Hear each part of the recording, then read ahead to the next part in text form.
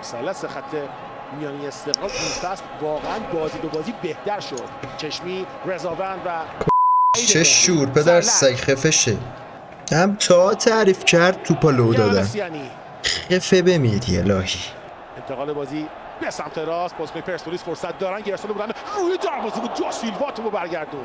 این طرف ترابی ثابت توپه، یامگا رو مقابل داره، خود ترابی تو میزنه، کمی یامگا قیافه را گردن نداره، مغزم نداره. ببینیم که استقلال از این موقع چگونه استفاده خواهد کرد. جریمه شلوغه، یه بازیکن رد شد، سعید مهری ارسال دروازه قبل از مهاجمان استقلال مدافعان پرسپولیس رو دور کردن. یه بار دیگه فرصت داره تیم استقلال، یه ارسال برای دا سیلوا و باز هم مدافعان قرمز خاک تو سرتون. دور کنم و توپی که عجیب و غریب کی بود ترابی بود. ترابیا انقدر مغز نداره، انقدر مورچه رو بذاری مغز مورچه بیشتره. ثابت شد بهتون کلا کدوم پرسپولیسی مغز داره که الان هیچ داشته باشه. کوتاه کار میکنه محمد محبی تو بازیه بازم. بس دیگه آلوده کردی استادیو رو. خب بله آره اصلا اجازه بدید من نوت بردارم آقای، اجازه بدید تو رو خدا آرومتر. شعر، مزخرفات، خزعبلات رفع اشکال کنیم در تیم. داره به ما کمک میکنه ایشون. خب من دیگه ماژیکم تمام شد که انقدر که اصلا نکته گفتی.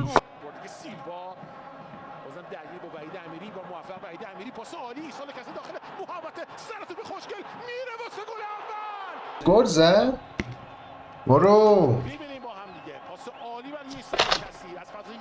بین دو مدافع استقلال استفاده کرد، سر توپ قشنگش به موقع برداشت. وای بابا چرا گل خوردید آخه؟ آبرومون رفت، آبرو کانال رفت. بابا گل بزن. باز شد. خانه بازی یکیچه. استقلال حمله میکنه. توی شلوغی مدافعان پرسپولیس. بابا پاس بده به او که خالیه. مگه تو رونالدویی که شوت میزنی؟ چه فکری کردی شوت زدی مردک؟ هیچ وقت انشالله پرسپولیس مثل تاپه ان میشینه تو دروازش. چند نفرن ها؟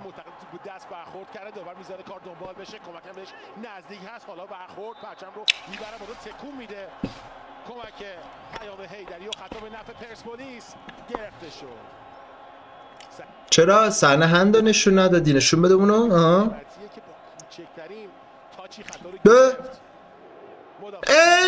حتی کارگردان تلویزیونی هم است پرسپولیسیه. چرا اونا نشون ندادی صحنه به اون خطرناک مهمیو؟ الان من یه سوال دارم بعد این همه مدت. از دقیقه 51 بود تو محوطه جریمه صحنه مشکوکه هند، ولی هنوز نشونش نداده. خب برای چی؟ چون هند بوده. آفرین. چقدر شانسم دارم. وای خدا این محبی چرا خود تو زمینه؟ باور کن اگه یه عامل یه دلیل وجود داره که الان استقلال عقبه اونم محبیه. چرا تو زمینه؟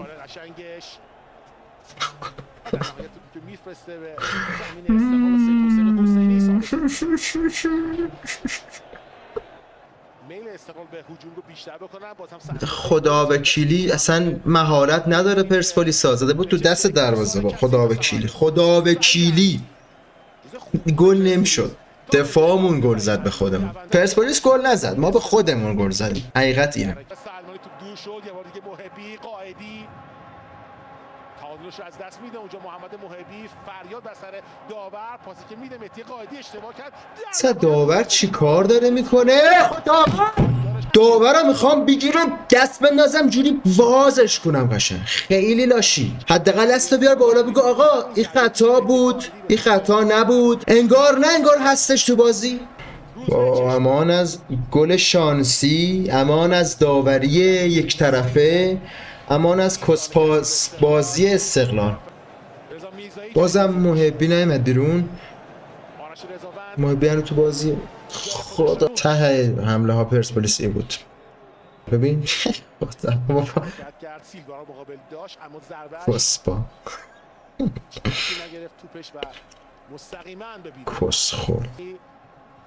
سر اول رو زد. حمله استقلال سعید مهری. نه شوت نزن مهری همون موقع هم میتونستی پاس بدی، شوت زدی به فنا دادی تیما. مهری بابا تو پاسوری نه شوت زد. بازی مستقیم و استقبال خواهد زد. گارد پای راست مهدی قائدی میزنه با توپی که مدافعان پرسپولیس خورد و ببینید چی میشدی کمونه میکرد میرفت تو گله پرسپولیس. فقط کمونه کردن برای پرسپولیسه. محمد آمین مسیر رو میبنده بود. کورنر باید تکرار بشه. سینا اسدبگی و فرجی آماده هستن که به ترکیب پرسپولیس. نه خود چرا گوهی میخوری که نمیتونی جمعش کنی؟ هیچکی اونجا نبود که باز دادی. خب نگاه کردی. باز هم مدافعان پرسپولیس زدن. پورانی گنجی این کار انجام میده. عارفش بکنه میرزایی هم فریاد میزنه در سر جمعه سعیدت تو برسونه. مهدی قائدی، رضا میرزایی و پای راست یرسال بودن روی دروازه. ضربه سر مدافعان پرسپولیس. یه بار دیگه فرصت داره وحید امینی که توپو برداره و در نهایت داره کار دنبال میشه. بالاخره نه والا وای داورا نگاه کن.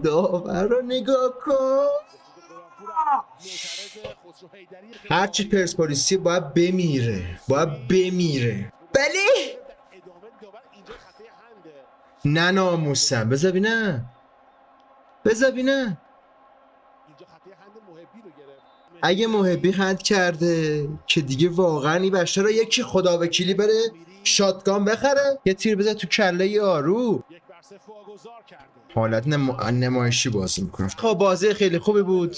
نتیجه رو دیگه میدونیم چی میشه. گلی که پرسپولیس زد با مهارت 0 و شانس 100 به گل تبدیل شد.